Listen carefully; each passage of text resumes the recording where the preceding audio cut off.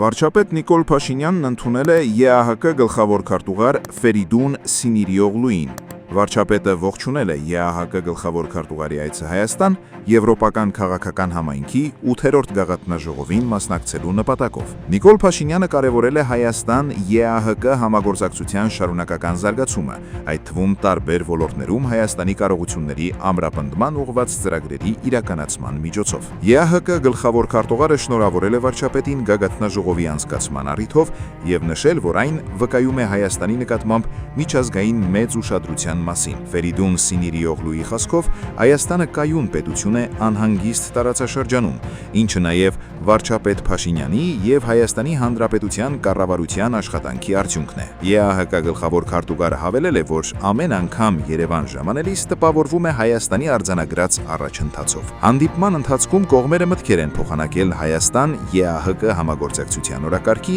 ինչպես նաև տարածաշրջանային նշանակության հարցերի շուրջ։ Մասնավորապես անդրադարձ է կատարվել տարածաշրջանային հաղորդակցության ուղիների ապաշրջափակման ուղղված նախագծերին։